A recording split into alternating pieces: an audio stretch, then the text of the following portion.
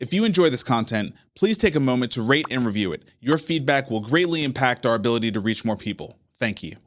All right. Interesting week this week. The political landscape is just kind of unprecedented, right? We've had former President Trump convicted, what was it, 3 weeks ago now at this point? Yeah. Yes, it's 3 weeks ago. And this week, he's had a great PR run since then, by the way. But this week he appeared on Logan Paul's podcast. Yeah.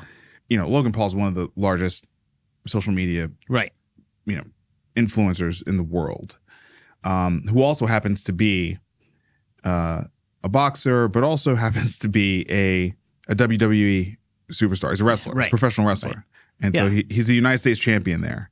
And they had a face-off with Trump and Logan Paul. like a heavyweight fight or something. Yeah. And I was watching it, and it just really hammered home that we are in our fifth, I think, election that's ultimately going to be determined by social media. I mean, Obama ushered this stuff in. Yeah, he was the first one to get it. Yeah, 5 elections ago. And now here we are where it's like, it just feels like cable TV is just, I don't even know what they're doing, but they're not driving the narrative. They're not driving the discussion. And they look like all they really can do, and this is, all of them, is peddle fear. Like, they can't get anyone leaned in or excited about anything. Somehow, Logan Paul managed to figure out a way to present Trump in a way that is, like, interesting, distinctly different from anything you would see on Fox, MSNBC, or CNBC. Yeah. And the reason why I'm bringing all that up is because President Biden is not present. Yeah. I don't know if he knows who Logan Paul is, but he's certainly not. He's not present in social media. He's not present on this channel. And I just think about how good Obama was at this. Yeah. He was so good at this, He's still pretty damn good at it, even though he's not, running for anything. And man, it just feels like the reality is that social media is going to drive the result. And yet we can't quite say that officially, you know what I mean? Because it would truly mean it's the end of an era for the old establishment. Even though it's pretty clear to me, all the old guard media is, going out bad. Paramount can't even get a deal done to get acquired right now.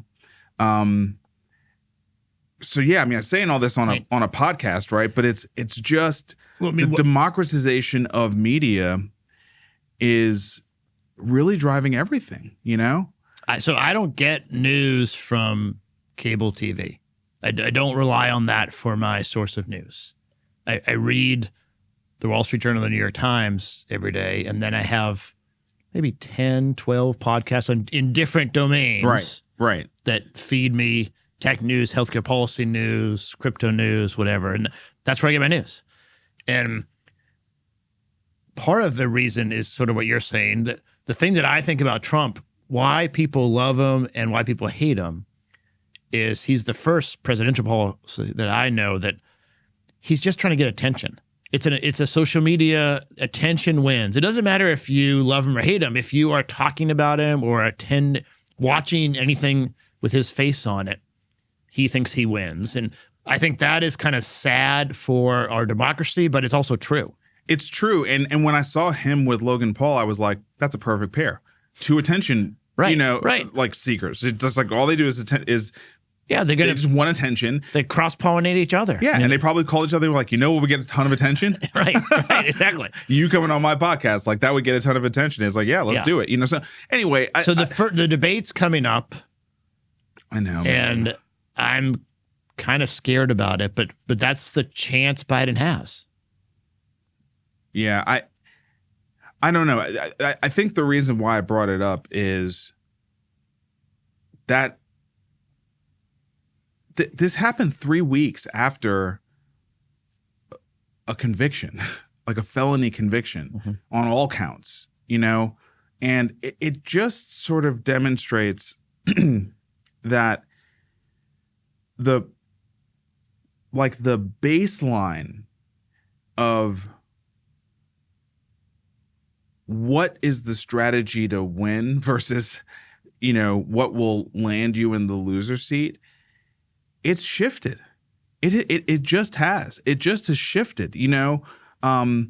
There's so many things about Elon Musk, right, that are just so antithetical to what the prototypical CEO. I mean, even comparing Musk to Steve Jobs, it's like Musk is nothing like Steve Jobs. Mm-hmm. You know what I mean? Nothing like Steve Jobs. And yet, I sat there and I watched the launch of the SpaceX Starship. It was unbelievable. It was I watched it for a half hour.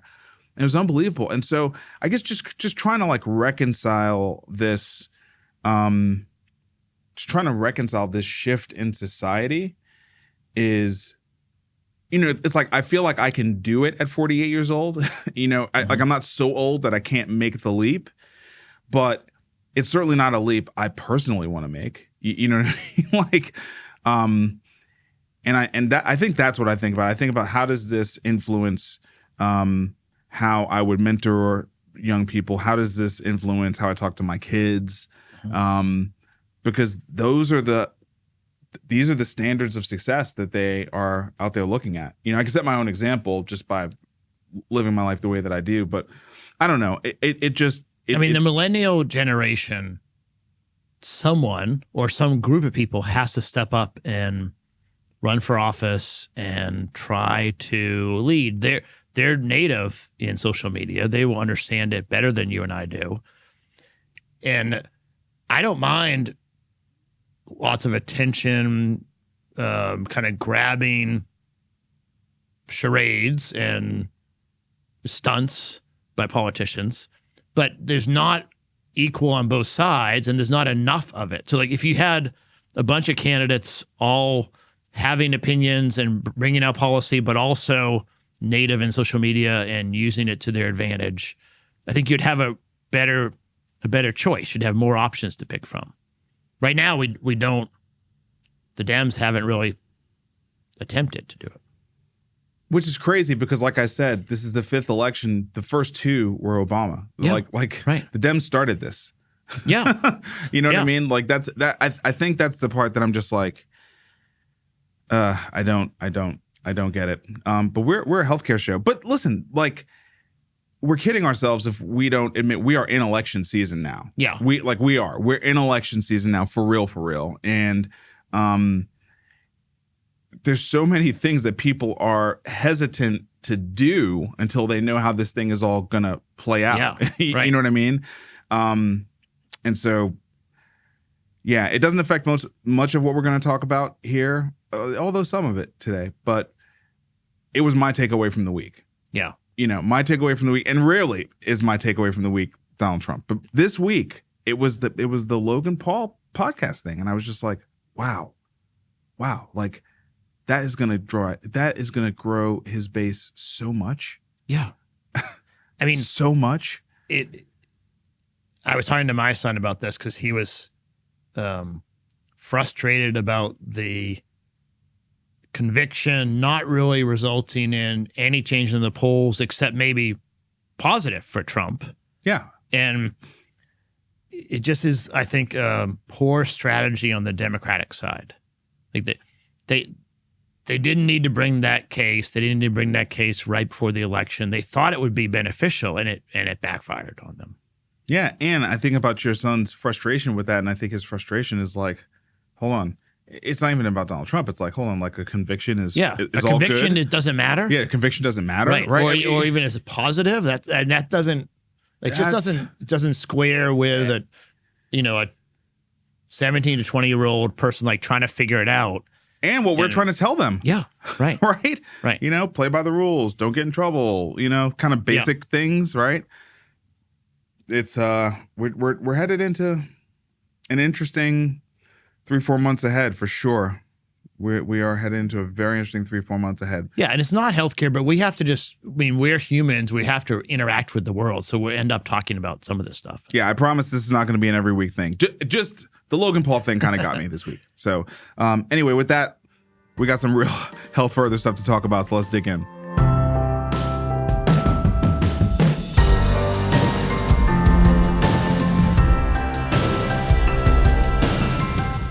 All right, let's quickly run through the Fed day yesterday. Yeah, so CPI and Fed. This.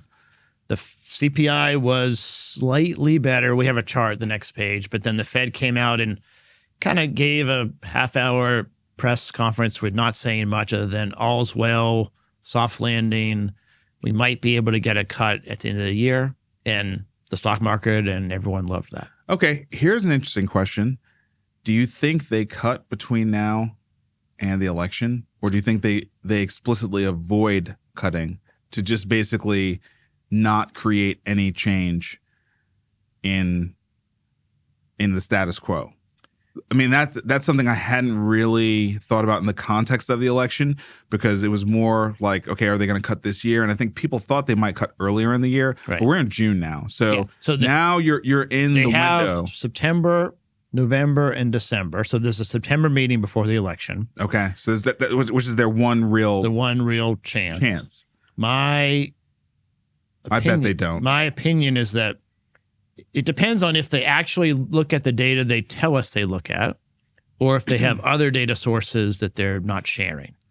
With the data stream that they claim to use, CPI and other inflation effects that are published, it's going to be flat, not going to keep improving because of the last year rates. So like last year we had a lot of inflation improvement in the next couple of months. And so this is a relative thing. So compared to a year ago, it's going to be hard to keep going down because we went down a lot a year ago.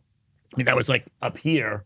So I think it's going to seem like inflation is flattened out or even slight uptick. And so in September, it's going to be hard for them to cut. And if they do cut, it's going to be because they see something that is not good in the overall global macro thing that we're not privy to. Right. And they don't care about the election because they're trying to fix something else. Right. ECB cut. Yeah. Yes, exactly. ECB is, I think Europe's not doing very well. Europe's not doing well. Right. Yeah. Exactly. U.S. is doing well. Yeah. We're very strong right now. I mean, I think the only potential sort of headwinds that I've heard about recently are the whole petrodollar thing that people are talking about. The petrodollar ended. Yeah. Yeah. So but we don't really know. But that's not going to affect impact anything in the next 6 months. That's right. That's like a 6 to 20 year thing, in my opinion. That's right. Yeah. All the crypto, Bitcoin, crypto, ETH people are all over that. Well, which I think is fair. Yes, they are. But more circles are talking about that as well. So all right.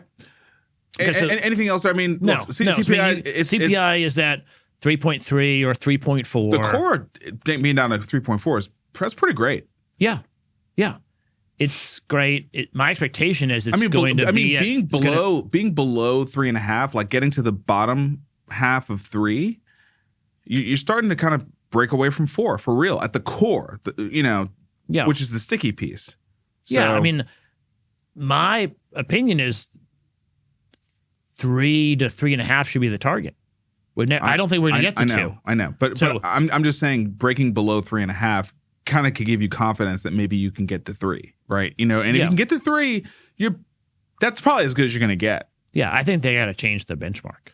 But that's for another. I don't know if they're going to do that. That's for another day. All right, anything else about this? No. All right. More all-time highs on the stock market, S&P 500, NASDAQ. Everyone loved the short dip in CPI. Everyone loved Jay Powell's talking points and all-time highs again. Yeah. Risk on. Everyone is just like full steam ahead, which is, I understand. And hopefully it'll last. All right, so continuing with our coverage on all things freight, because you've decided this is a topic you're into. I'm interested in freight and unions. Yeah, so this one caught my opinion. I'm interested in unions. Yeah. I actually kind of like the freight, conversation. It's a different set of economic data that is good to look at. So the dock workers, basically across the East Coast, all the way down to Texas. It's not California. It's everything. Yeah, East Coast down to Texas, right? Right. they are threatening to strike. It's not just about wages. It's actually about automation. Yeah. Yeah. They want no introduction of automation. And if they can't agree to that term, they're just going to shut down the ports, basically. Yeah. And the negotiation period started like on Tuesday, supposed to be 60 days. And then the contract ends, I think, September 30th. Okay. And the union just didn't show to the first day, which I thought was an interesting tactic. And they pointed out that there's some automation in one of the ports that they had a problem with.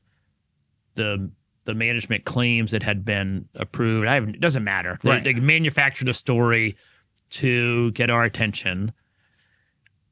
But it's destined for a fight, right? Like the chance that there's no automation in the ports seems low to me, but that's what the union is fighting for. I think it's a decent card to play. Over the long term, there's no way it's a sustainable approach.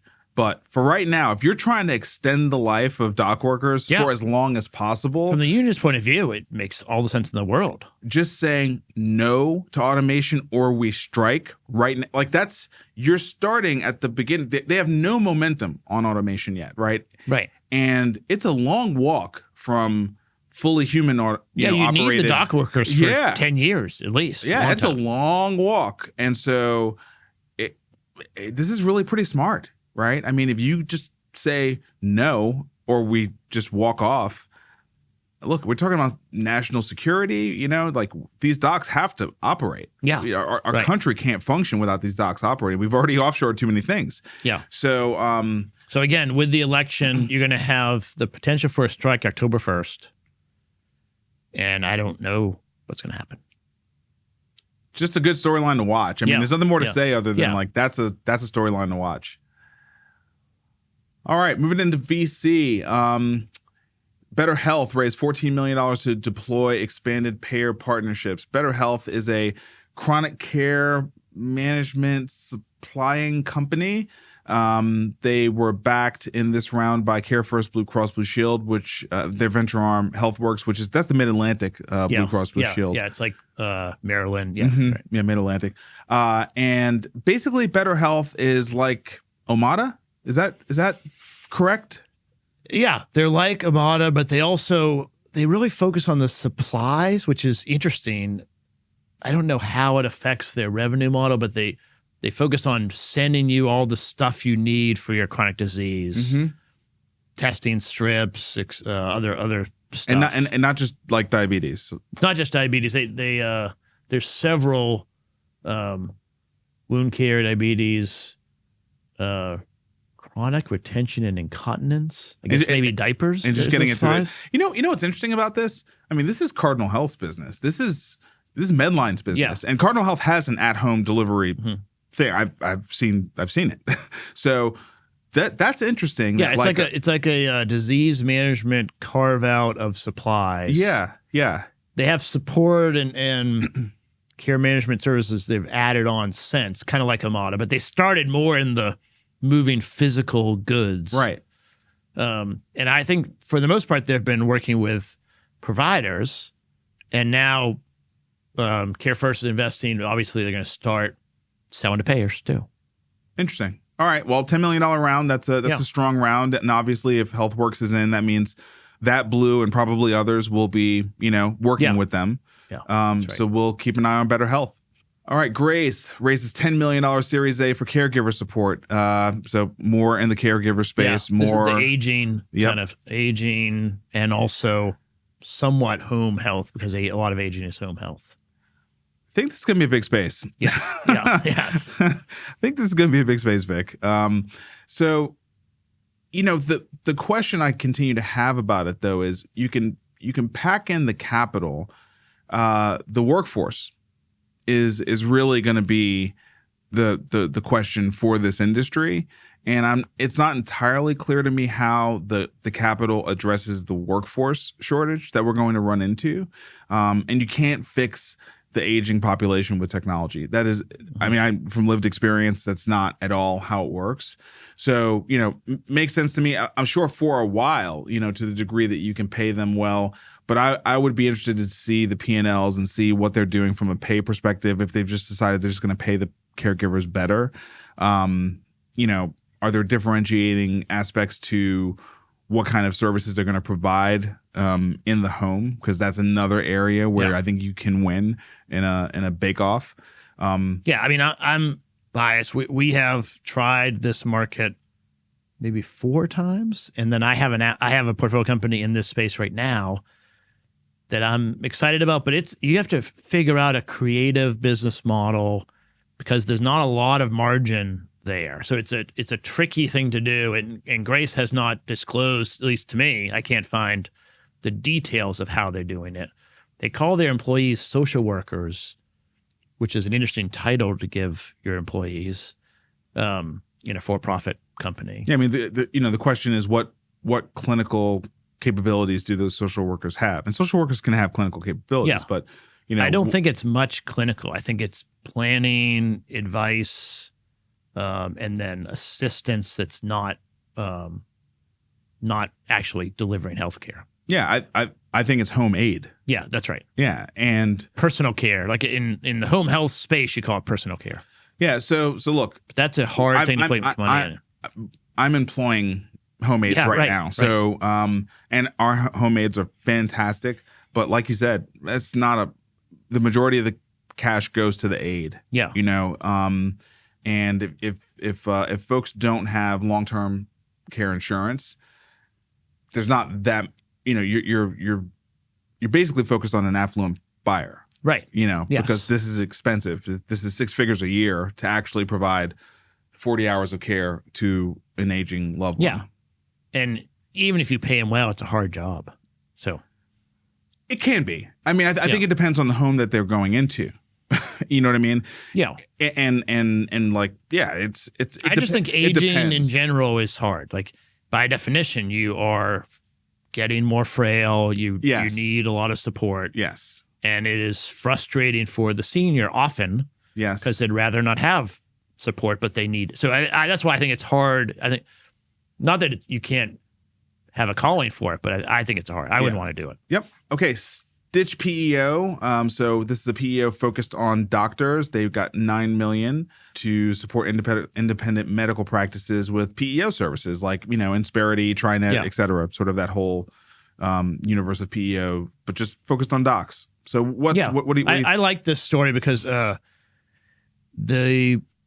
physician practice thing, for a long time, they didn't worry about HR and benefits and anything. I mean, they had some staff, but it was mostly the docs employing themselves with support staff. And nowadays, I think you have to have full HR stack to track the administrative staff, the nurses, even the younger docs. Sure. Expect that. And so this is a PEO designed for physician groups that I think is pretty interesting. So. Yeah, it's a shrinking market.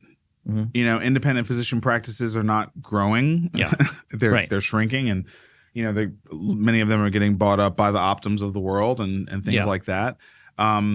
So it's interesting, and I wonder what the real play here is. Right? Is because when you do a PEO, you take on the responsibility of being the employer. So you're actually the employer. So it feels to me a little bit like a weirdly, like a little bit of a Trojan horse to maybe building a physician group. you know what I mean? If that makes sense. It's just an interesting model. How might you then take that and work with GPOs or work with payers or right? You know what I mean? What's the marketplace you could create by aggregating a critical mass of independent physician groups through a PEO where you are the actual employer? Like, that's pretty interesting. What are the points of leverage there, right? I mean, I don't assume they will be working on network pricing and contracting, but if you sort of began to aggregate maybe even out of market opportunities for something, maybe you could grow into that. Yeah, I mean, I just don't know where the line is, but they are actually going to employ the docs, right? That's that's the fundamental the docs and all the support stuff. Yeah. That's the value prop of a PEO. So that'll be an interesting one to watch. I do think it's a novel idea. I hadn't really heard of somebody specifically doing that for docs. So. All right, moving on to the markets. Raspberry Pi. This is a cool story. Yeah. So for those who don't know, Raspberry Pi was basically a company that came along with the maker movement, right? Where we realized maybe in the 90s. I mean, a long time ago. Really, in the 90s? Are they that old? Know. I feel like it was a little bit more in the 2000s. Okay, but maybe. But it was basically when we realized, hey, we've got open source software, we've got really cheap hardware. And software is going to power everything. It can even power like new creations. Like we can build new hardware things. So they just started like sending out motherboards, like with a chip embedded, with Linux on the chip, and you can almost just like I don't know, like a Lego system. You could easily set it up. You had to learn hardware, but it was designed for makers, for guys in their. Mostly guys at their kitchen table, like working on something. Yeah, at the end of Radio Shack, you could buy a Raspberry Pi at Radio Shack, right? Exactly. You know what I mean? So, so it was cool. It was I had one. I bought one for my son. It was like a really cool tinkering thing. So Raspberry Pi, I hadn't heard that name in like forever, and here they are. They're going public, but they're not going public in the U.S. They're going public in the U.K. Yeah, which I think is great. The market cap it priced, it's in pounds, so it's confusing, but it priced at, and then went up dramatically in the first day, which is what you want to say. It closed at $690 million. And so it's a pretty small IPO, which is perfect for the London Exchange. Yep. And I think really healthy to have an alternative for venture-backed companies. You don't have to be $1 billion, $2 billion, $3 billion to go public in London. Yeah, I mean, I think the story. Well, two stories here. One, really cool to have a new computing company go public. Yeah. Two, it's sub $1 billion, right? Yeah. And it's a great outcome because the shares soared in the first 24 hours of trading. Yeah. So that's right. That's great. And they're owned still 60%-ish by a nonprofit that is trying to get more people tinkering with computers, which is great. Super cool. So, and if you add a cheap open source AI thing on top of it, you might have a fun little toy. So not even, I don't know, toy. So segueing that story, the end of last week, news came out that it wants to make their own stock exchange, and of course, this. It's impossible to hear this story and not think Elon Musk is somewhere underneath the hood working on this, right? He has railed against the coasts. He has talked about, how much he hates Delaware. He's reincorporating Tesla in Texas. Yeah. It seems to me at least somebody has talked to him about, hey, if we set up a Texas stock exchange, would you potentially move some of the shares, if not all of them, for Tesla to that stock exchange? Or maybe would you put, SpaceX on it, right? Yeah. Maybe would you launch SpaceX on it or something like that, right? But there were some PE firms that were in the story too that were maybe more willing to be public about it. Yeah, but just wanting more optionality, basically. Yeah. So I think the thing here is that. And the reason why I said all that is I think everyone knows Elon Musk is very anti-DEI. Yeah. And, Greg Abbott is basically positioning, the Texas stock exchange as like a stock exchange for non-woke companies, right? You know what I mean? So and what is up with the NRA branding, like in its background? in this picture? I don't know, man. But I think the thing is that a lot of people may not know that exchanges like NASDAQ actually have requirements for companies before they list, and they're not all financial. Some of them are like board makeup. Right. So, for example, NASDAQ says, you must have one woman on the board in order to list on NASDAQ, right? That's a requirement to be on that exchange.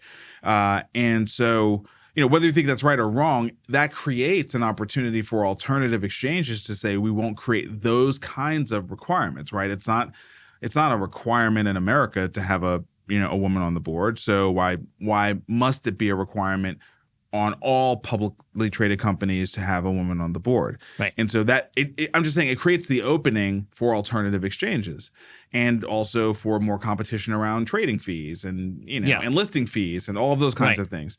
So I think it's pretty interesting. And look, Vic, the Wall Street Journal, obviously, this position is saying it's named after Wall Street. Right, exactly. So they're saying a Texas stock exchange wants to take on New York. The odds aren't good. For you and I sitting in Nashville, Tennessee, great. I think it'd be great. I think we have the opinion that the Southeast United States, we could just look at how our city is growing. Southeast United States is the hottest segment of the United States. Whether you agree with the politics or you don't, from an economic perspective, from a business growth perspective, from a wealth accumulation perspective, from a headquarter relocation perspective, it's the Southeast United States. I'm sorry. And even though Texas is kind of Southwest, Texas is basically part of that whole movement.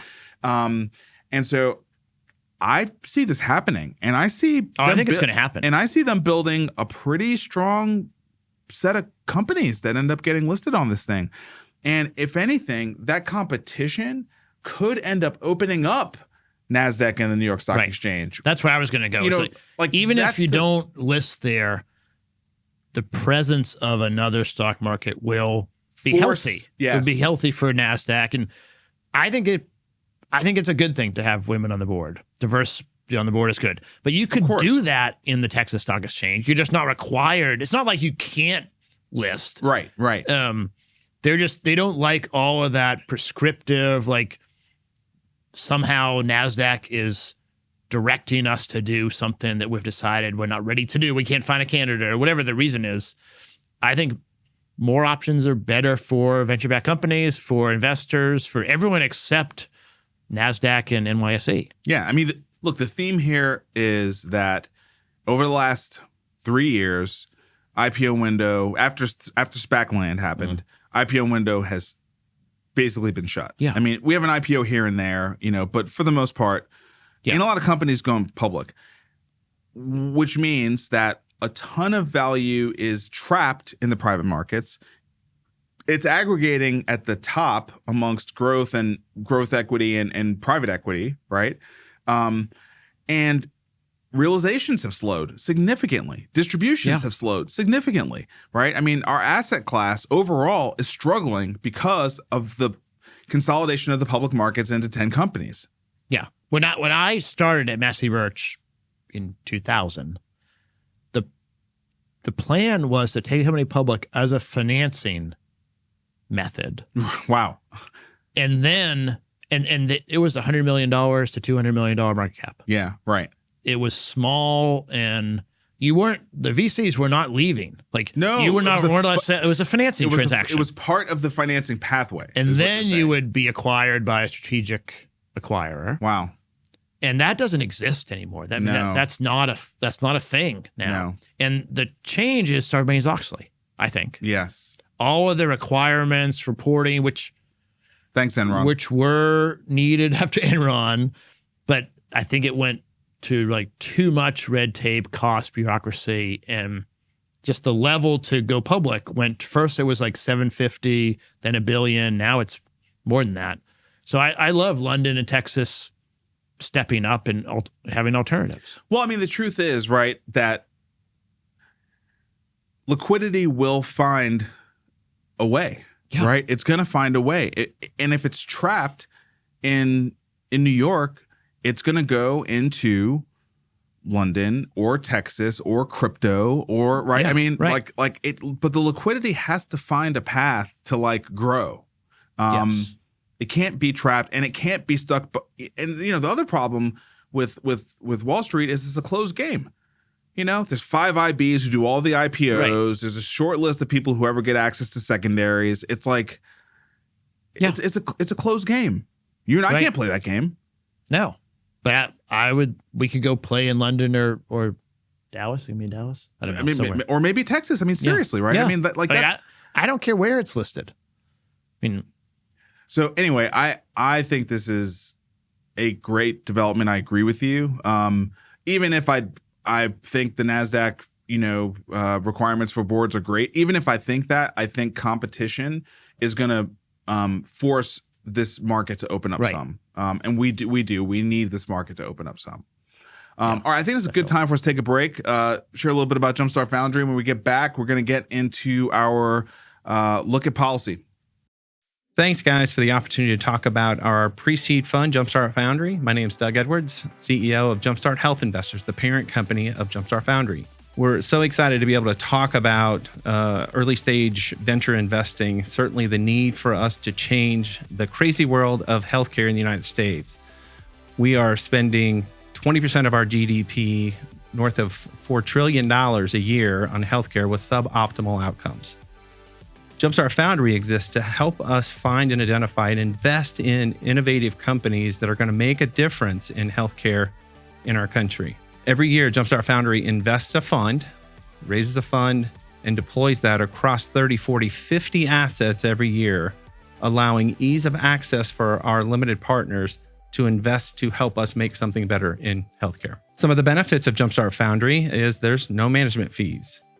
We deploy all the capital that's raised every year in the fund.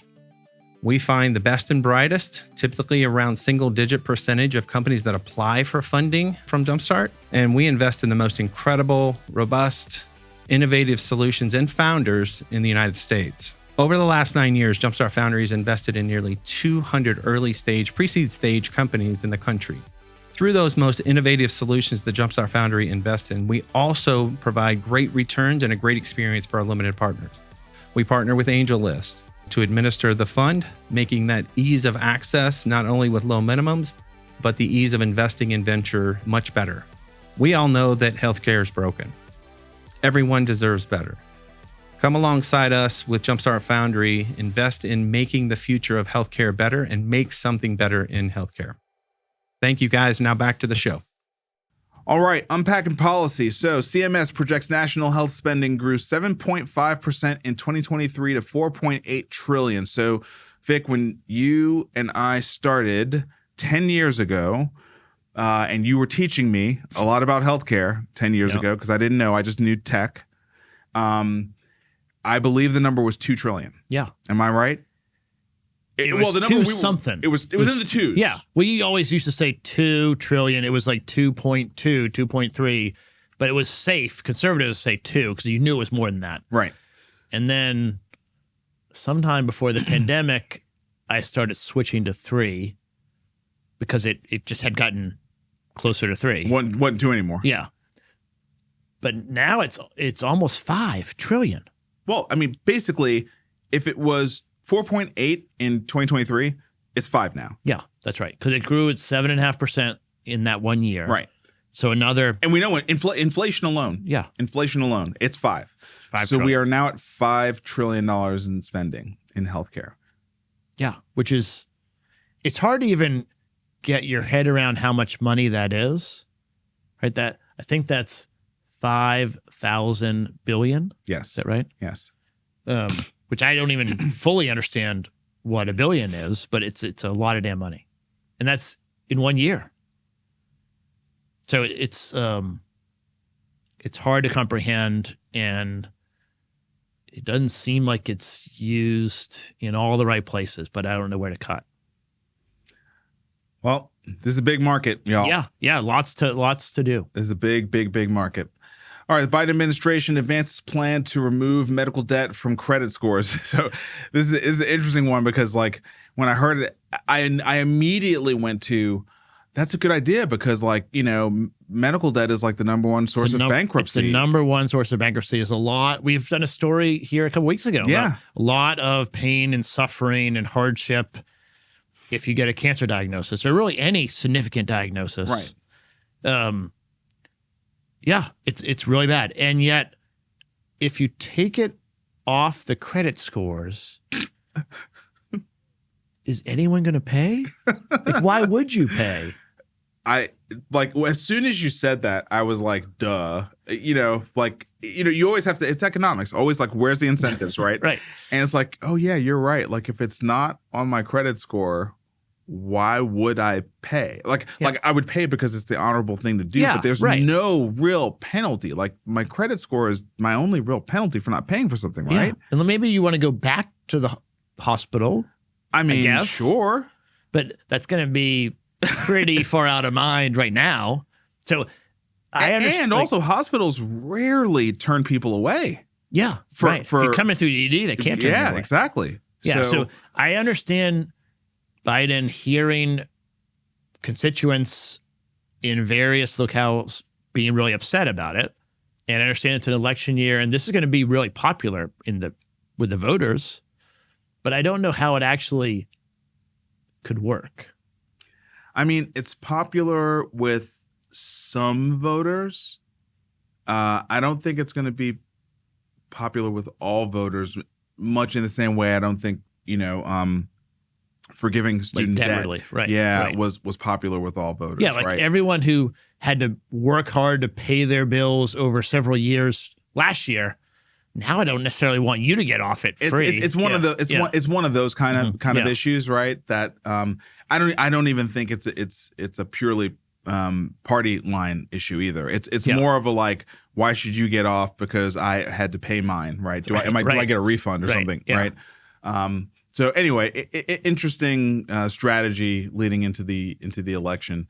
I think the big story, though, is that Medicare is going to recalculate the quality ratings of Medicare Advantage plans. So back in October, November, when the Medicare Advantage rule came out, you and I had to call in Emily and say, we got to do like a big story about this because there's a lot of change and directionally good. I mean, they were trying to get the payers to focus on better outcomes, better customer, patient, member engagement in a bunch of different ways. Yeah. Well, they framed it as we went through an introductory period with the Medicare Advantage program, and during that period, star ratings were generally more lenient. Yeah. Because obviously it's a pilot. People had to kind of create capabilities, and we had to build a market. You have to incentivize people to want to be a part of the market, all this other kind of stuff.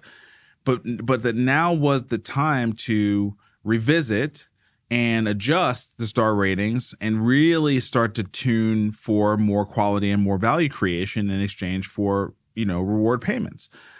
And that was met with shock by the payer ecosystem. It was as if they didn't know that this was coming at all. Now, I'm not deep enough in it to say whether or not the messaging here was insufficient or they did not give people the kind of, hey, we're on a 24-month wind down. Yeah. It felt to me like it was pretty out of nowhere. I think it was a year to 2 years faster than anyone predicted. It feels that way. That's what it felt like at the time. Yeah, based on the response. Right. So, but I don't know that equals they're not allowed. They don't have the authority to do it. Well, okay, but they've lost 3 court cases. So, Elevance, Scan, and Blue Cross of Georgia all sued in various state or district courts, claiming that it was an unfair change to the policy or similar, and all 3 won. And so today, CMS it's like a do-over. Like, sorry, let's just roll back. We're not doing any of that anymore. We'll pay you all the money back. Sorry. And it's a lot of money. I think Humana is going to get $150 million. Scan is getting $250 million. It's a significant amount of money. All right, so we have to talk about this for a second. So we spent months basically saying Medicare Advantage is screwed. The whole industry, everyone was talking, oh my God, Medicare Advantage is screwed. Cigna called off their Humana deal. Cigna went away from it. Bruce Broussard, CEO of Humana, former CEO of Humana at this point, said, we have to downgrade all the projections, all this stuff. And sorry, oops, no, that's all wrong because CMS can't win in court. Just like the FTC can't win in court. Just like the SEC can't win in court. Yeah. What is going on that the Biden administration's agencies can't get anything done? Like they propose these things and then they get sued and they are losing in court. Yeah, and so there's two sides. I don't know which side I believe. So let me just lay out the two sides, and then we can talk about which one we think. I think that the Democratic agencies, led by Biden, and he appointed everyone to them, maybe are trying to push policy that is overreaching. That's one side of the argument. And the courts are neutral and unbiased and just sort of calling balls and strikes, and they're overreaching. That's one frame of reference. Mm-hmm. The other frame of reference is the Biden administration is trying to execute their duty of the executive branch, and the courts are overly harsh, overly conservative. They are much more Republican appointed, broadly. I mean, there's certainly differences. And they are unfairly pushing back to try to legislate from the bench. Those are the two sides. I don't know. I'm sure it's some of both, but it is a consistent theme that whoever is in the wrong, and I think it's probably some of each, the courts have like the last say. So you get a temporary thing with an executive action or an FTC try to stop a M&A transaction, but the courts have the end of the day. So it's like a speed to market the agencies have, but then if they can't get it through the court system, it doesn't actually take effect very long. But it's really dysfunctional. It's not a good way to run a country. Yeah, well, I mean, so I think that the Republican Party has they've figured out a couple of things that the Democrats are very behind on. And I think those things are that, one, winning state House and state Senate elections is really powerful. Uh-huh. And also focusing on winning state judges, circuit judges, and state Supreme Courts is really valuable, and stacking those things. And it really is a bit of a it's a bit of a kryptonite to losing the White House, right? It's like if you look at the combination of the Supreme Court and then these circuit courts, like how much does it matter that the White House is Democratic if the agencies cannot push an agenda through? They cannot. Now, first of all, now you might say, what the hell are the regulatory agencies doing trying to push any agenda through? The regulatory agencies, they have no business doing that, right? That's also a position you can take. Well, I mean, right. That's why I tried to frame it as the two different points of view. Yeah. Like you could say CMS's job is to steer Medicaid and Medicare through Medicare Advantage in a way that will deliver better outcomes and better patient care. I think that is their job. Mm-hmm. Now, whether the star ratings came on too fast or were too harsh or were too anything, we can debate. But if you just take CMS, which, it's a healthcare show, I think clearly it's within their mandate to work on the star rating, work on the Medicare Advantage system and how they reimburse claims. But if they do things that are overreaching, like they have, I mean, I don't know what the facts are, but most policy, there is a lot of telegraphing. We're going to change this in 24 months. We're going to change it in 18 months. We're going to change it in 12 months. No one is surprised. And there definitely were a lot of payers that were surprised. I mean, I had portfolio companies that got calls from payers like, oh, crap, we need this service. Can you help? Which the answer was yes. Right. But that doesn't usually happen. And so I think there was a timing issue. But the bigger question is, is it going to change? I mean, the Republican Party really for the whole abortion issue, it was a 25-year long-term plan with people that funded, in quotes, educational sessions with law school students, because they knew that in 15 years, they'll be important to have, indoctrinated. I'm saying that maybe overly harshly, but it was a long-term strategy. So I think you could reverse it, but it's going to take 20 years. It's going to take a long time. It's going to take a long time. I mean, I think for me, it is driving a whole nother level of skepticism around agency action and agency rulemaking, right? When the FTC chief says we're going to do X, Y, Z, when the SEC chair, Gensler says, Ethereum over my dead body. When CMS says, hey, we're updating the star rating, it's kind of like, we'll see what the courts have to say about it, right? I mean, and that was not my thinking going in, but now I've just seen, it would be one thing if we were just watching CMS, but we are watching across agencies, right? And so we're seeing a pattern of the agencies losing.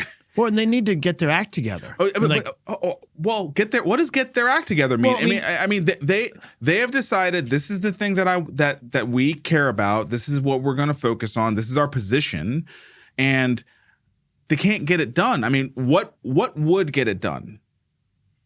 What would get it done? I'm going to say something that's political, and hopefully it's okay. We might get a lot of comments. I think Lena Khan is trying to build her own personal brand. She was appointed to the FTC chair. All regulators are trying to build their own personal brand. So that's not unique to her. She could have picked fights that were easier to win in court, I think, and built up some momentum. Instead, she has gone after really high-profile things with not airtight cases. She was hired based on her whole thesis around Amazon. So she... I mean, so maybe she wasn't the right person to appoint. Right. Right. In that case, it's a selection issue. You can't blame her for who she is. Yeah. She came in with that agenda, right? Yeah. Well, the FTC and the SEC both are... And she was clearly put into that position because people expected her to do what she was wanted her to. They wanted her to take on that agenda at the FTC level. In that example, I think a lot of that was overreaching for what is actually preventing competitive markets. When you say overreaching, do you mean like? I think what you actually mean is, if you had played it out from a game theory perspective, you would have seen you wouldn't have been successful with that. So you shouldn't try that. And so you should have picked something that game theory would have given you a better chance at actually being successful with. Is that what you're saying? Yes, that's what I'm saying.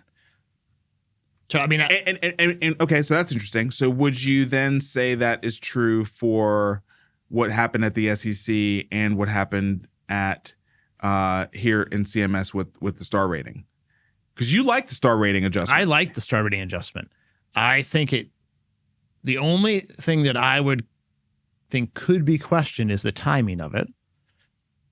And I don't know. The timing is a big question, though. Yeah. It's a big question. Right. So I like the star rating changes. I think they're needed. And if you can't get good reviews because your members don't like the service, in my opinion, you should not get bonus payments. By definition, you're not as good as other ones that do have the 5-star rating. I haven't looked into the court cases to understand like how they were settled, but it did happen much faster than I've ever seen it occur in CMS policy before. But I think CMS has done a decent job. I like CMS. I think they have a hard job. They're doing the best they can. It's really interesting. I mean, we talked about it last week, the changing of the Medicaid state supplemental payments to help rural communities stay afloat and keep delivering care is pretty smart. Mm-hmm. And I think within their rights to change that policy. That's free money coming, so no one's going to really fight that.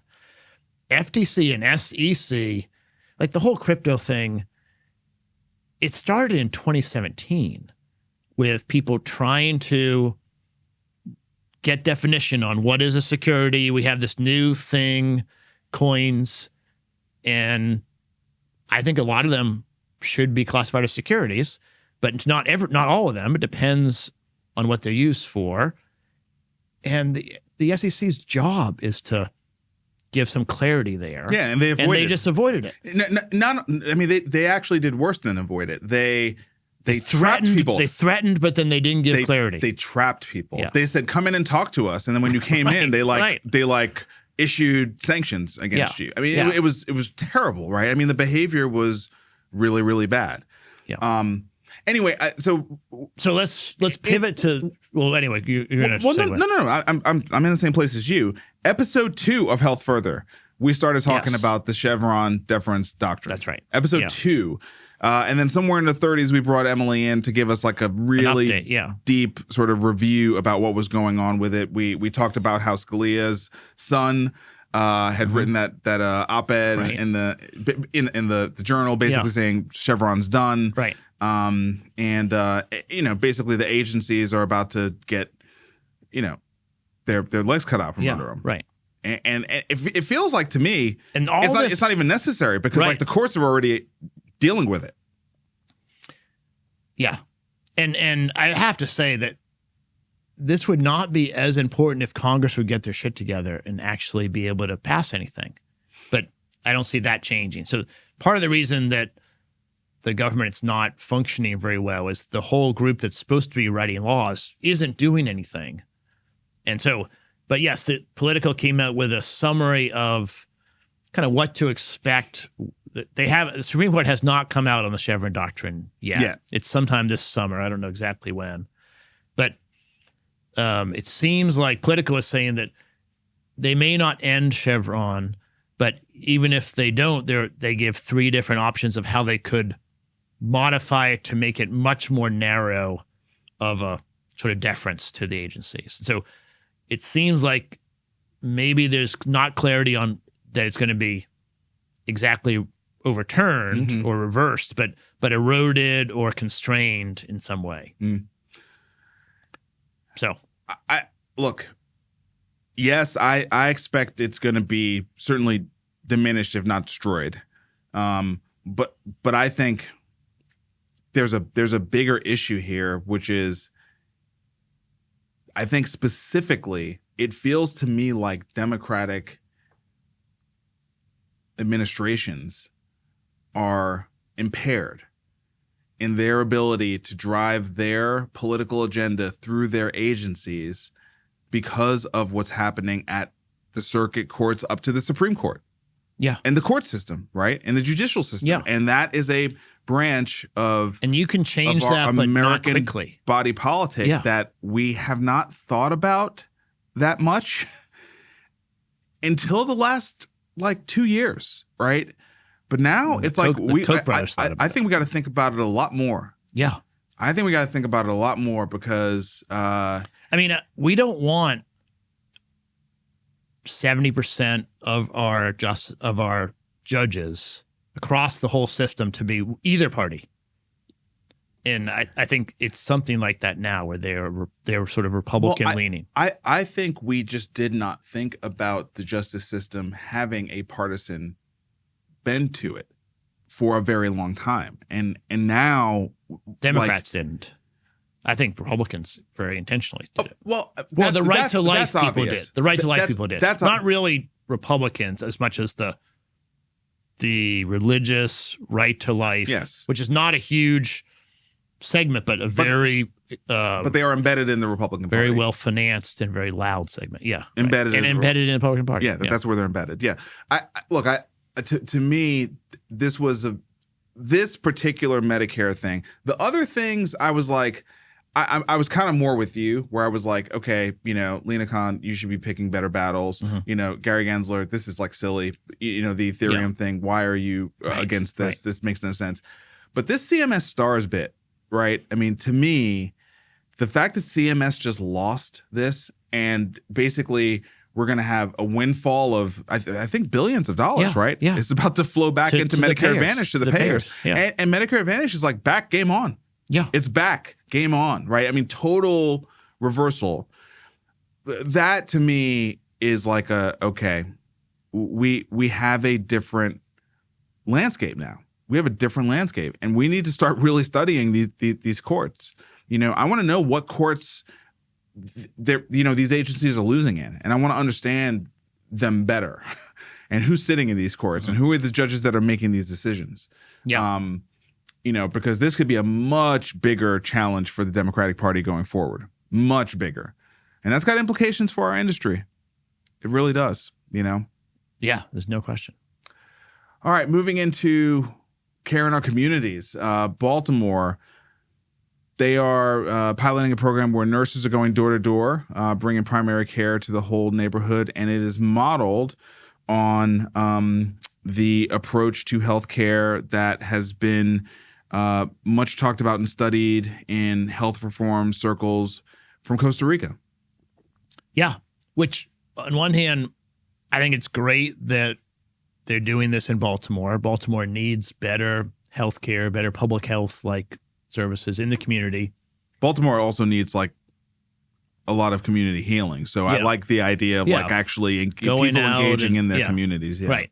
Yeah. So I'm very much in favor of that. And I think public health, whether it's delivered by traditional providers or the government or payers, I don't care who delivers it. Public health things, there's no question that the cost benefit is very positive. We should pay for public health things all the time. And so I think that is great. And it's noteworthy because in America we have not done that. We've opted to really shift away from public health. Yeah. That's right. And so I think it's great that they're doing this in Baltimore. I was surprised, you knew about it. I was surprised that the model is 30 years ago in Costa Rica, they did this. What that means to me is we have known about it. I haven't known about it, but people have known about it for 25 years. And we now are testing it out in one city. But it seems like pretty straightforward. Why did it take so long? And is America really having to copy Costa Rica? I guess we are.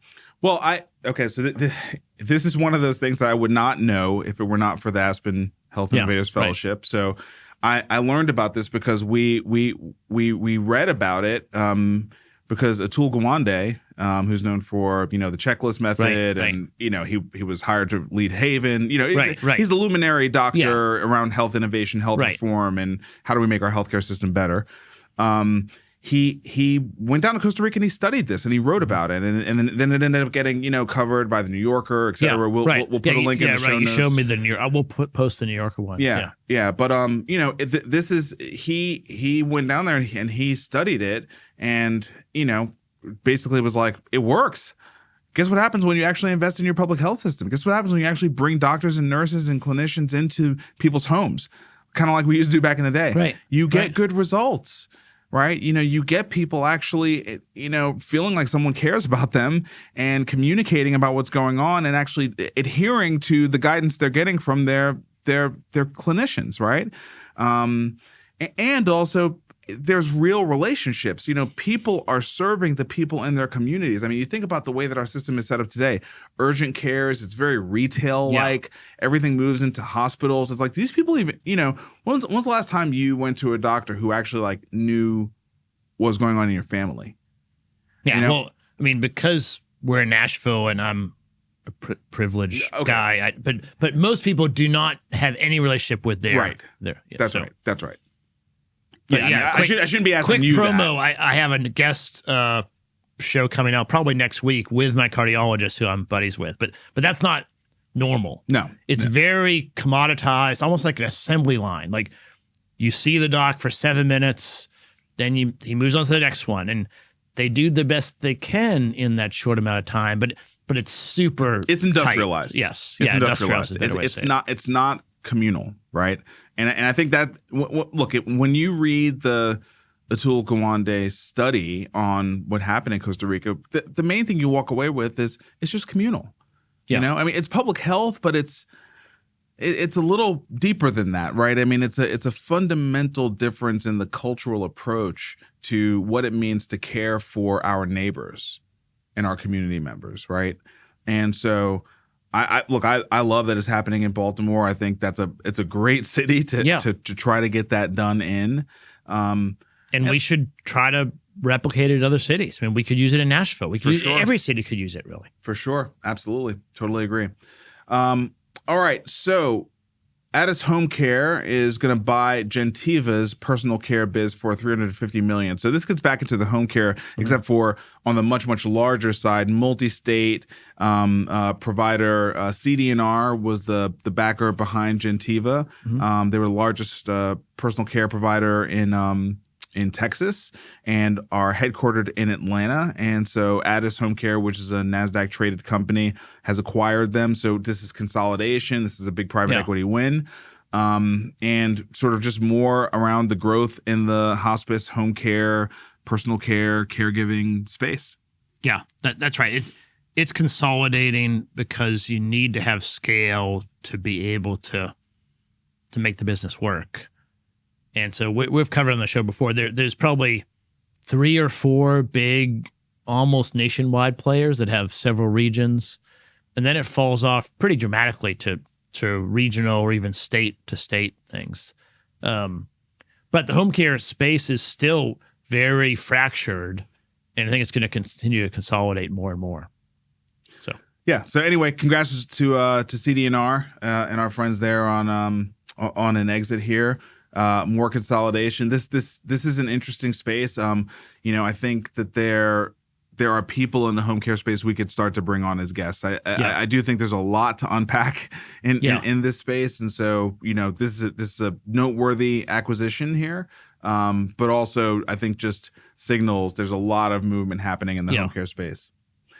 All right. Closing the loop on Ascension cybersecurity event, I think you commented they've done a tremendous job in terms of their communication on this. It's a best practices kind of thing. Very open, honest. I mean, they didn't always have great news, but today it is pretty close to finished. Yeah. So, if you go to the Ascension page, they've got sort of a full update on what's happened. Basically, they figured out that it looks like it was one of their employees just, downloaded and clicked on a file that we all know we shouldn't click on. But sometimes I open an email, I don't really pay attention, and I'm just opening whatever was sent to me. That's right. So I can easily, and they say in here that they believe it was just an honest mistake, but it caused decent amount of chaos for a while. Yeah. So look, I mean, right now they're saying they have no evidence that any data was taken from their EHR. That's obviously great news. They are proactively going to provide credit monitoring for, all the patients who have records. So I expect I'll be getting a letter in the mail because I've been to St. Thomas before, so I know I'm in the system. Yeah, and the phishing scams are getting better and better. My wife had a flight maybe a Tuesday, sometime this week. And it was like early in the morning flight. At 11 at night, she gets a text from American Airlines saying, sorry, your flight got canceled. Click here to rebook. And, she's like half asleep. And luckily, I don't even know why. She opened up her app to try to see what the changes were, because she thought that would be faster. But it wasn't because she thought it was suspicious, and there were no changes. It was, when you looked at it carefully, it was not exactly spelled right. The phone number wasn't really the right number. But someone knew that she had a flight on American the next morning. Cow. And so it's in context and pretty good. So I can easily see someone working and they're in the middle of a shift and they just make a mistake. That's rough. That's rough. Well, anyway, just happy that Ascension is pretty much on the other side of this. Yeah. And certainly congratulations on the work they did to track down what the source of the issue was. All right, our AI rundown. So Christus Health is deploying Abridge's generative AI tool for clinical documentation. Abridge is basically one of, I think, 2 or 3 big leaders in the clinical documentation Gen AI space. They're really kind of cleaning up. So Christus Health is another big logo for their and good to slide see deck. adoption starting to flow through the channels. Yeah, I mean, I think we can clearly say that documentation is a viable use case for AI in healthcare, period. End of story. Yes, that's right. Makes sense. I don't think anyone's going to argue with it. And revenue cycle, I think, is right on the heels. Yes, and probably will surpass. But just won't be talked about as much because it's revenue cycle, right? It's not patient-facing. Modern Healthcare has a nice little rundown about healthcare AI investment being on the rise. I would say, they've got 5 talking points. Some of these are just kind of silly. AI is winning over other tech investments. Clinical uses for AI is a hot area for investment. Agree. Challenges lie ahead with regulations and payer approval, obviously. But the 5th one, I think, is the one that caught my eye, which is fewer funds will close, but the sum raised will grow. So Silicon Valley Bank, which is where Modern Healthcare pulled a lot of their data for this 5-point list, I guess put out a report. It used to be you could go to Silicon Valley Bank's website and they just would give all this information away. Yeah, I tried to. You can't anymore. Yeah, the new website, the new owners, client or whatever. Yeah. They're trying to rebuild their bank, their book of business. But anyway, Silicon Valley Bank has predicted 66 global venture capital funds focused on healthcare AI will close this year. When we say close, it doesn't mean go out of business. It means they're going to there'll be a new fund. There'll be a new fund. Yeah. Compared with 68 funds in 2023 and 101 funds in 2022. So as we know, 2022, that was still the good time. Lots of capital was rolling in. Lots of new funds were getting launched. Obviously, there's been pretty much everything's been cut in half since then. So that's not that surprising. But they're expecting $16.9 billion in funds raised this year, an increase from $9.7 billion in 2023. So that was a little bit of a eye opener to me. Look, last year was the worst year to raise a fund. There's no question about that. This year is not that much better feeling, right? But it's not last year, and it looks like for AI, funds are rolling in. Funds are rolling in from LPs. Yeah, I was surprised at the magnitude, but I'm not surprised that the funds are getting bigger. I mean, there just are a lot of institutional investors that are trying to deploy capital, and they only want to be in the top tier, however they define that, top tier VCs. And so it just kind of concentrates capital with a smaller number of funds. Now, we're obviously biased because we run a seed fund that is small, by design small, but I think it's hard to deploy that money, especially in the markets getting reasonable valuations. But I don't know that really plays that much into the calculation. I think they're just trying to deploy capital. Right. All right. Final story. This was WWDC week for Apple, their big worldwide developer conference. And it's always a big deal because they roll out a bunch of new tech. They had skydivers come in, all kinds of stuff. Yeah, it's all the new things that you're going to be able to build on Apple's new versions of Mac OS, iOS, and iPad OS. That's kind of the focus. Yeah. And this year, of course, they had to talk about AI. And so what did they do? They rolled out AI as Apple Intelligence. Yeah. And for the most part, they tightened up some aspects of iOS, but the big announcement is really that they're partnering with OpenAI. Yeah. And that they are going to have pretty commonly available AI services that are available in their newest phones coming out for Christmas. Siri will get an update maybe by Christmas, maybe next year. It's kind of slow.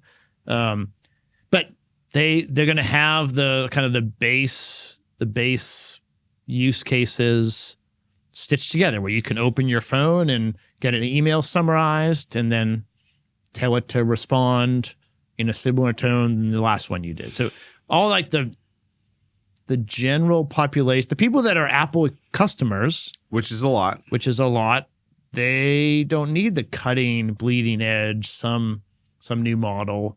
It'll be good enough. And I think that was received well by Wall Street. Just the fact that they are not ignoring it anymore, I think the stock market liked. So the stock was up significantly. I think we should talk about like how the market is evolving, and Apple has avoided any significant capital investment. Yep. And yet they seem to be like fast following in a pretty smart way.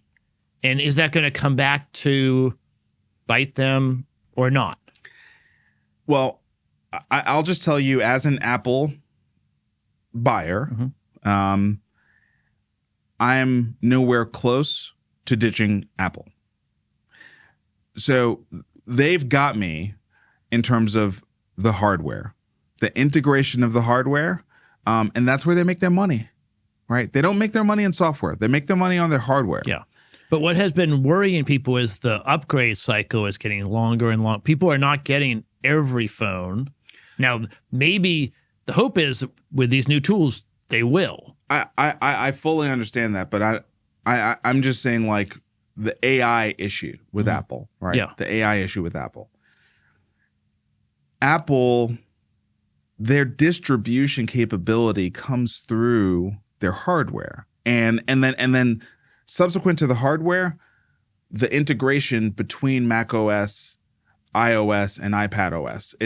And whatever this watch OS is, right? Right. But it's the integration of all these Apple operating systems on the hardware that is just unmatched. So if you care about that, it's really sticky. It's really, really sticky. And for me, it's like, there's no way. I mean, I have an Android phone that I've used largely to like keep up with Android because I'm a technologist and I don't want to be left behind, and I want to know if Google's doing something kind of cool. But I'll just tell you, like, in terms of integration of hardware across desktop, laptop, tablet, phone, watch, there's nothing remotely close to that, right? And so I say all that to say, it's a totally fine strategy for them to not go all in and let everybody else burn all their capital trying to figure it out, and for them to just be the distribution channel via their hardware. I don't think they need to figure out, and let me just harken back to a similar worry that people had. I remember when everyone was worried about Facebook because they didn't have a phone. Yeah. Facebook, you need a phone. Facebook, you need a phone. No, they don't. They have the social graph. Right. They don't need a phone. They don't need a phone. Like, they are still the number one social networking platform over a decade later, after trying to do a phone and realizing they're not really phone makers. It's not really what they do. So I think what I think is going on is we are in an AI hype cycle. Okay. Now, AI is very real, but the hype cycle causes weird analysis, right? And outsized value being associated with it, and a diminishment of non-AI value, which I think is just great buying opportunities, right? You know what I mean? Like, if you understand the fundamental stickiness of Apple and you feel like their stock price is getting dinged because they're not directly in the AI game, you should be a buyer. Right? You should be a buyer, because I don't think somehow AI is going to totally disrupt Apple. You got it's a long walk. It's a long walk. Yeah, so I agree with that. I think it's similar to the internet, where there was a incredible hype cycle with all kinds of websites for everything and spending tons of money on a Super Bowl ad just for a website. And then that crashed. But it also is true that the internet changed the entire economy. Yes. And I think AI will be the same.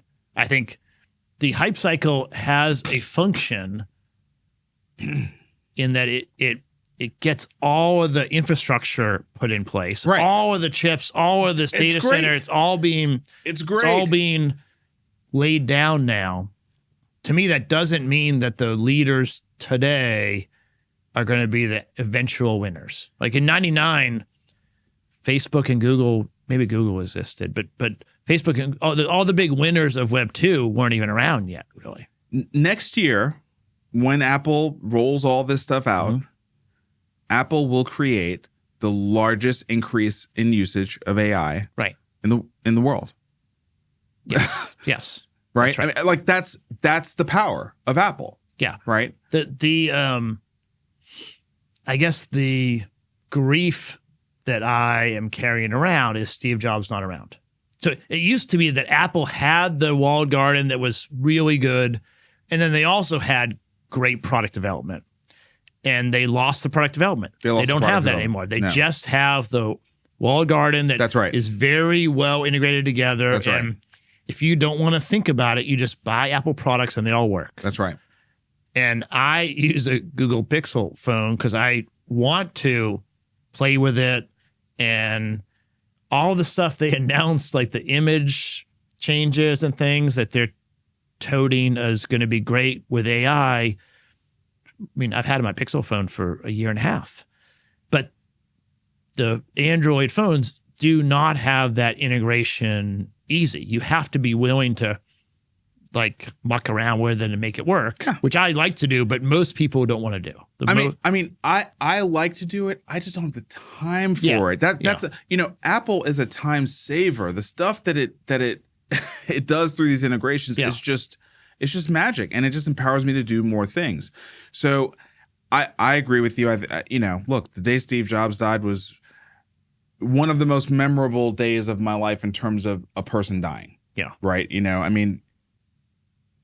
I had iPhone 1. Yeah. You know, I was on Mac OS X back in 2001. Yeah. I mean, I love what Steve Jobs did. Yeah. Love it. And no, Apple's not as exciting as it was. They don't have that product development chops. They just don't have it. No, it's not as exciting as it was. Right. It's definitely not. And I think the big loser this week, in my mind, was Microsoft. They were not because OpenAI OpenAI, which is supposed to be Microsoft's partner, is partnering with Apple, right? Yes. That's the problem. And so Microsoft has spent, I don't know how many billions of dollars with OpenAI and on their own Copilot and other things. And it's not clear they're really differentiating from either Apple, that hadn't spent almost anything, or Meta, that has spent some money but then open sourced it to let the community grab it. Right. Or Google, that is rolling Gemini into Workspace, and I think is going to be very competitive with Office. Like they're continuing to keep that parity on the comparison between Workspace and Office through the integration of Gemini. Yeah. Right. And Google and Microsoft have both invested a lot. But I think Google's more like rolling it themselves. Yeah, right. Whereas Microsoft has this weird partnership that they don't really control Sam Altman and OpenAI, but they have this, I don't know what it is, like a partnership there. They own 49% of the profits, I guess, or of something. So I don't know. It seemed to me that even though they're maybe the number one or number two most valuable company in the world, because the Office franchise prints money. Yeah. But I don't know that Microsoft. I think it was a bad week for Microsoft, but no one deducted their stock. I actually like your assessment there. I mean, I would say, to me, the biggest issue was OpenAI was positioned to be Microsoft's partner. And clearly, Apple and Microsoft are competitive. Clearly. Yeah. And so that's not great. Right. That's not great. Yeah, they got out-negotiated because the terms of the deal obviously didn't prevent OpenAI from doing a deal with Apple. Yeah. So we'll see. I mean, it may not matter. And we're talking about whether, they're number 1 or number 10. I mean, they're all doing well. Right. But we'll see. All right. Great show, Vic. Yep. See you next week.